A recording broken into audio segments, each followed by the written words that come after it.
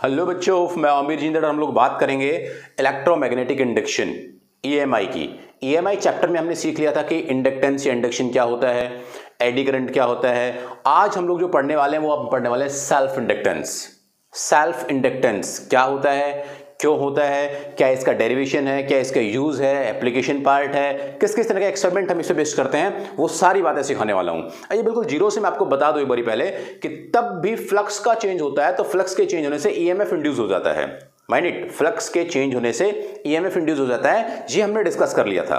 तो अगर self inductance की बात होती है तो सेल्फ इंडक्टेंस क्या होता है, जैसे मान लीजिएगा हमने क्या किया कि हमारे पास एक कॉइल है, ठीक है भाई, और इस कॉइल में हमने करंट फ्लो कराया आई। तो हम इस कॉइल में आई करंट फ्लो कराते हैं तो इस आई करंट फ्लो होने से इसके अंदर क्या बन गया होगा, इसके अंदर पैदा हो गई होगी मैग्नेटिक फील्ड बी। हाँ, यहां से जैसे ये करंट आई फ्लो हुआ होगा तो इस आई करंट के फ्लो होने से इसके अंदर एक मैग्नेटिक फील्ड लाइन इंड्यूस हो गई होगी, एक मैग्नेटिक फील्ड आ गई होगी, बन गई होगी। तो जैसे ही इस करंट से मैग्नेटिक फील्ड लाइन बनी और वो मैग्नेटिक फील्ड लाइन इस कॉइल के साथ लिंक हुई, माइंड इट, इस कॉइल के साथ ये मैग्नेटिक फील्ड लाइन तब लिंक हुई तो मैग्नेटिक फील्ड लाइंस कॉइल के साथ लिंक होना मतलब फ्लक्स का बनना। क्योंकि फ्लक्स का फॉर्मूला क्या होता है, फ्लक्स का फॉर्मूला होता है phi is equal to B into A. भाई एरिया तो कॉइल का है ही, मैग्नेटिक फील्ड कहां से आई, इसमें करंट फ्लो होने से, तो मैग्नेटिक फील्ड और एरिया मिल करके क्या बना देंगे, फ्लक्स इंड्यूस कर देंगे। और ये जो फ्लक्स इंड्यूस हुआ यहां पर, ये जो फ्लक्स इंड्यूस हुआ ये किस चीज पे डिपेंड करने लगा, तो ये डिपेंड करने लगा कि ये करंट कितना है, क्योंकि जितना ज्यादा करंट उतनी ज्यादा मैग्नेटिक फील्ड, और जितना मैग्नेटिक फील्ड ज्यादा या कम उतना ही क्या, फ्लक्स का चेंज। तो ये कॉइल तब अपने खुद के करंट से ही बनने वाली मैग्नेटिक फील्ड की वजह से फ्लक्स में चेंज पैदा करके ईएमएफ इंड्यूस कर दे खुद ही, तो हम क्या कहते हैं उसको, सेल्फ इंडक्टेंस। फिर दोबारा से मान लीजिए हमारे पास ये एक कॉइल है, इस कॉइल में हमने एक्सटर्नल सोर्स लगा करके करंट फ्लो कराया, तो हमने इसमें करंट फ्लो कराया तो करंट फ्लो होने से क्या हुआ, इसने मैग्नेटिक फील्ड लाइन बनाई। तो जो मैग्नेटिक फील्ड लाइन यहां से बन के ऐसे दोबारा से इसके साथ ऐसे लिंक हुई, ये मैग्नेटिक फील्ड लाइन इसके साथ लिंक हुई, तो मैग्नेटिक फील्ड लिंक होने पर इसने ऐसा सोचा कि कोई बाहर से मैग्नेटिक फील्ड यहां पर मेरे पास आई है, तो ये क्या करती है, ये खुद, ध्यान सुनना, ये खुद अपना ईएमएफ इंड्यूस करके उस मैग्नेटिक फील्ड को अपोज करना चाहती है, यानी कि अपना खुद का एक ईएमएफ पैदा करती है, अपना खुद का करंट फ्लो कराती है, यानी कि करंट से ही हमने क्या पैदा कर लिया, करंट पैदा कर लिया। तो एक खुद से तब काम करना स्टार्ट कर देते हैं, उसको क्या कहते हैं, सेल्फ इंडक्टेंस। यानी कि किसी भी कॉइल में करंट फ्लो कराया और वो खुद अपना इंड्यूस्ड ईएमएफ पैदा करके अपना खुद का करंट, अपोजिट करंट बनाना चाहे तो क्या कहेंगे उसको, सेल्फ इंडक्टेंस। आगे बढ़ते हैं। ये जो फ्लक्स है, इस फ्लक्स का और इस करंट का डायरेक्ट रिलेशन है। कैसे, जैसे जैसे करंट बढ़ेगा वैसे वैसे फ्लक्स बढ़ेगा। तो हमने क्या कह दिया, हमने कह दिया कि flux is proportional to, magnetic flux is proportional to current I. हाँ, करंट और फ्लक्स दोनों एक दूसरे से रिलेट करते हैं।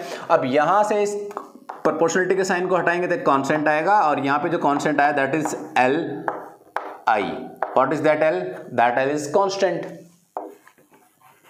और इसका हम नाम देते हैं कई बार कोफिशिएंट ऑफ सेल्फ इंडक्टेंस। ये L आया, ये कांस्टेंट यहां पे लगा, जैसे आपने पहले पढ़ रखा था V is equal to I R, R constant, जैसे आपने पढ़ रखा था Q is equal to C V, C capacitance, capacitor constant. ऐसे यहां पे क्या पढ़ा हमने, phi is equal to L I, यहां पे L क्या, कांस्टेंट। अब ये जो L है, ये L जो कांस्टेंट है, ये L की वैल्यू किस पे डिपेंड करती है, यानी कि ये L का फॉर्मूला हुआ, मैं लिखता हूं L is equal to phi upon I. Phi की वैल्यू और आई की वैल्यू पर L डिपेंड करता है क्या, नहीं करता, क्योंकि L तो क्या एक कांस्टेंट क्वांटिटी है। तो ये किस पे डिपेंड करता है, तो L डिपेंड्स ऑन, जैसे आपको पता होगा पहले भी आपने पढ़ा हुआ है कि C कैपेसिटर भी किस पे डिपेंड करता था, ज्योमेट्री पर, और R भी किस पे करता था, ज्योमेट्री पर। ऐसी L भी किस पे डिपेंड करता है, L डिपेंड्स ऑन ज्योमेट्री, कि उसकी बनावट कैसी है, ज्योमेट्री पर, उसकी बेसिकली शेप पर डिपेंड करता है। तो इस L को कैसे ज्योमेट्री डिपेंडेंट हम लोग समझते हैं और किस किस बेसिकली पैरामीटर्स पर वो डिपेंड करता है, आइए उसके बारे में डिस्कशन कर लेते हैं। मान लीजिए ये जो हमारे पास कॉइल है, इस कॉइल की लेंथ है L, L लेंथ की कॉइल है, इसमें जो number of turns per unit length है, यहां पे लिख रहा हूं मैं, N is what, number of turns per unit length. Per unit length, और ये जो n है ये टोटल नंबर ऑफ टर्न्स है, तो इसको क्या करेंगे दैट n इंटू एल। फिर से एक यूनिट में कितना टर्न है स्मॉल n, तो पूरे में कितने होंगे n इंटू एल, राइट। तो ये आपका क्या आ गया कैपिटल N, हमने उसको बोल दिया। अब हम इसको यहां पर डिस्कस करते हैं कि तब करंट फ्लो आई हुआ when current flows I then magnetic field. इस सोलेनॉइड में मैग्नेटिक फील्ड कितना बनता है, हमने पढ़ा हुआ है कि सोलेनॉइड में करंट आई फ्लो होगा तो मैग्नेटिक फील्ड वहां पे कितना बनेगा म्यू नॉट एन आई। क्लियर है, अगर आपको दिखाई दे रहा होगा शायद म्यू नॉट एन आई, हाँ क्लियर है। तो ये आपका मैग्नेटिक फील्ड आ गया। अब ये मैग्नेटिक फील्ड कितना फ्लक्स पैदा करेगा, अगर इसका एरिया ए है तो flux due to one turn, एक अकेले टर्न से कितना फ्लक्स बनेगा, तो phi is equal to B into A, और बी की वैल्यू यहां से कितनी आ रखी है म्यू नॉट एन आई इंटू ए। टोटल फ्लक्स निकाल लें क्योंकि एक टर्न तो है नहीं, टर्न तो बहुत सारे हैं, तो टोटल फ्लक्स कितना आ जाएगा यहां से, total flux is equal to what mu naught N I A, एक से आया, और टोटल नंबर ऑफ टर्न्स कितने हैं, तो टोटल नंबर ऑफ टर्न्स है n। भाई एक टर्न में कितना है इतना है, तो टोटल में कितना होगा मल्टीप्लाई बाय टोटल टर्न्स, तो टोटल टर्न्स कितने हैं n, यानी कि n इंटू एल। क्लियर है, तो यहां से रिजल्ट क्या आ गया अपने पास, तो रिजल्ट आ गया फ्लक्स, बेसिकली टोटल फ्लक्स कितना आया, तो वो आ गया mu naught N I A, N और एन स्क्वायर इंटू एल। ये आपके पास जो फॉर्मूला बना, ये आपके पास टोटल फ्लक्स का फॉर्मूला बना, राइट। अब यहां से अगर ये आपके पास टोटल फ्लक्स का फॉर्मूला है तो हम एल की वैल्यू यहां से निकाल सकते हैं, क्योंकि एल का फॉर्मूला हमें मालूम है कि L is equal to what phi by I, और यहां से फाई की वैल्यू हमने अभी निकाल ली यहां से मैग्नेटिक फ्लक्स, तो यहां पर हम लोग अगर एल की वैल्यू निकालेंगे तो L is equal to what phi by I, और फाई की वैल्यू क्या, तो फाई की वैल्यू आपके पास है म्यू नॉट एन स्क्वायर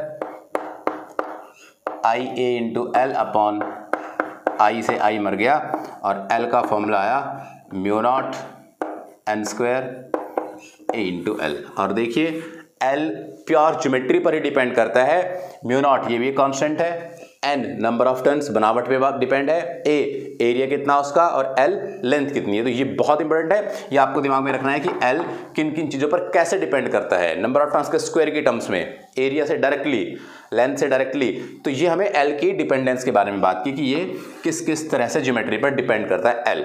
फिर से मैं आपको बता दूं, हमने यहां पर फ्लक्स और करंट को रिलेट किया था सेल्फ इंडक्टेंस, खुद ही कॉइल में तब ईएमएफ इंड्यूस होना स्टार्ट हो जाए खुद के करंट की वजह से, तो हम क्या कहते हैं उसको सेल्फ इंडक्टेंस कहते हैं। आप इसे लिख लीजिएगा, फिर मैं इसे आगे बताता हूं कि इसमें क्या क्या डिस्कस करना है अभी हमें। हाँ, तो इसी को हम लोग सेल्फ इंडक्टेंस को एक और तरीके से भी डिस्कस कर सकते हैं। वो क्या है कि अगर मान लीजिए मैं आपको बताऊं रेट ऑफ करंट के टर्म्स में, भाई ईएमएफ का फॉर्मूला हमारे पास क्या है, E is equal to what, that is d phi by D t, है ना। ये तो हमने अभी भी तो पढ़ा था, phi is equal to what L I, where L is what constant. तो E is equal to, minus का साइन मैं यहां पे लगा देता हूं, माइनस केवल अपोजिट डायरेक्शन को रिप्रेजेंट करता है, इसलिए हम उसको कंसिडर नहीं करेंगे आगे। E is equal to what d, phi का फॉर्मूला क्या L I upon d t, यहां से EMF is equal to what L constant बाहर आ जाएगा, क्योंकि एल यहां पर क्या है कांस्टेंट है, तो एल बाहर आ गया, तो यहां पे क्या बचा D I by D T. मैं इस माइनस से रिलेटेड बातें आपको बता दूंगा अभी। ये हमारे पास एक और EMF का फॉर्मूला बना। EMF क्या, हमें तो L के बारे में बात करनी चाहिए ना, तो हम L का फॉर्मूला यहां से निकालें तो क्या आएगा, L is equal to E by d I by D t. ये हमारे पास L का एक और रिजल्ट आया। कई बार हम L is equal to E भी कह देते हैं अगर rate of change of current हो, rate of change of current तब क्या हो 1 हो, D I by D T दोनों 1 1 हो जाए तो L is equal to what E, right. ऐसा भी हम लोग इसको L को डिफाइन कर सकते हैं। एक एक्सपेरिमेंटल थिंग से अगर मैं आपको समझाऊं तो कैसे समझाऊंगा, देखो ध्यान से सुनना मेरी बात को, फील करना रहे। अब मान लीजिए हमारे पास एक कॉइल है,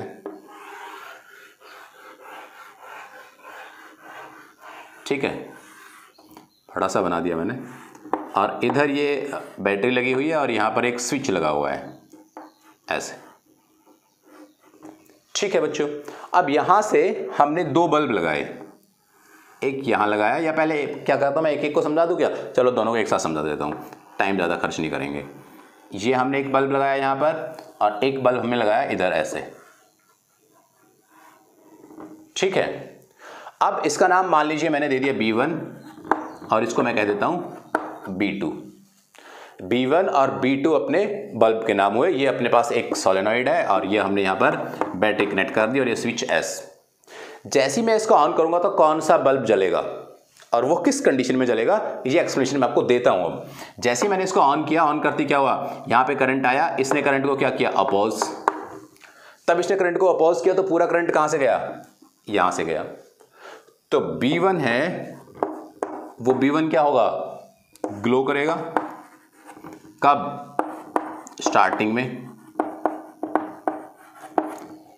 लेकिन कुछ देर बाद क्या होगा, कुछ देर बाद यहां से करंट फ्लो होना स्टार्ट होता है, क्योंकि कब तक ये यहां से करंट भेज जा रहा है, लेकिन वो उसको अपोज कर रहा है। एक लिमिट आएगी, उसके बाद ये di/dt का जो रेट है ये क्या हो जाएगा, कांस्टेंट हो जाएगा। और ये कांस्टेंट हो जाएगा तो क्या होगा, इसका अपोजिशन भी कांस्टेंट हो जाएगा और फिर इसको अपोज नहीं कर पाएगा, करंट यहां से फ्लो होना स्टार्ट हो जाएगा। तो इसका करंट क्या होगा, डिक्रीज होना स्टार्ट। देन ये क्या हो जाएगी, इसकी ब्राइटनेस फिर डिक्रीज हो जाएगी, इसकी ब्राइटनेस हो जाएगी फिर आपकी डिक्रीज। बाद में स्टार्टिंग में क्या होगा, ग्लो बहुत तेज ब्राइटर जलेगा, उसके बाद उसकी ब्राइटनेस कम हो जाएगी B1 के साथ। B2 के साथ साथ क्या हो रहा होगा, B2 स्टार्टिंग में बहुत डिम होगा या नहीं भी जलेगा, नो ग्लो।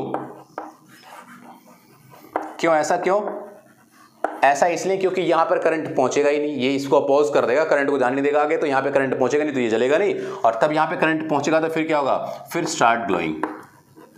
फिर थोड़ी देर बाद क्या होगा, वो ग्लो होना स्टार्ट हो जाएगा, राइट। तो स्टार्टिंग में स्विच ऑन करते ये बल्ब जलेगा, वो नहीं जलेगा, धीरे धीरे ये कम हो जाएगा और धीरे धीरे वो तेज तेज जलना स्टार्ट कर देगा, यानी कि ब्राइटर हो जाएगा।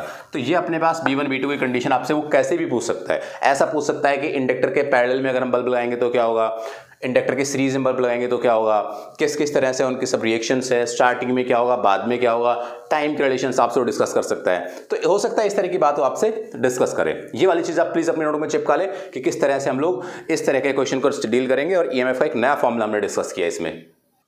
देखिए सेल्फ इंडक्टेंस का एक छोटी सी बात मैं आपको और एक्सप्लेन कर देता हूँ। ये हमारे पास मान लीजिए 2 कॉइल हैं, ऐसे बैटरी के साथ जुड़ी हुई हैं। एक कॉइल ये है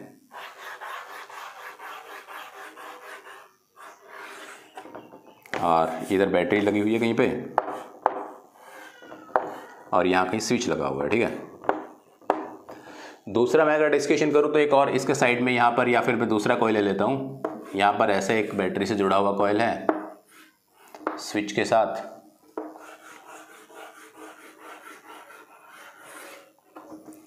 अब देखो यहाँ से सुनना मेरी बात पहले, पॉजिटिव नेगेटिव। जैसे ही मैं इसको ऑन करता हूँ, मैं इसको ऑन किया, ऑन करने पर क्या हुआ, करंट यहाँ से फ्लो हुआ, ऐसे करंट फ्लो हुआ तो इसके अंदर ऐसे करंट जाना चाहता था, उसने क्या किया, इसका अपोजिट डायरेक्शन में EMF बना दिया। तो इंड्यूस्ड EMF की डायरेक्शन क्या, तो ये आपका इंड्यूस्ड EMF हुआ। अपोजिट है, अपोजिट है दोनों ये। अब कब, तब मैंने इसको ऑन किया, ऑन करते समय, ऑफ करते समय, ऑफ करेंगे तो इसमें करंट फ्लो हो रहा था I, बट जैसे ही ये करंट बंद हो गया तो अब ये क्या कहेगा कि नहीं मुझे तो करंट चाहिए, राइट। तो करंट चाहिए तो क्या करेगा, फिर ये इस डायरेक्शन में EMF बनाना स्टार्ट कर देगा। इंड्यूस्ड EMF की डायरेक्शन अब की बार फिर से अपोजिट हो जाएगी। पहले क्या था, पहले ये इसको अपोज कर रहा था, अब ये इसको क्या कर रहा है, सपोर्ट कर रहा है, राइट। तो ये वाली चीज आपको दिमाग में रखनी है कि ये बेसिकली एक डिवाइस है, ये इसका नाम हम इंडक्टर कहते हैं इसको हम लोग। इसकी पूरी डिटेल, इसकी एनर्जी की बातें हम लोग करेंगे, जैसे कैपेसिटर, रेजिस्टर, ऐसे ही क्या इंडक्टर।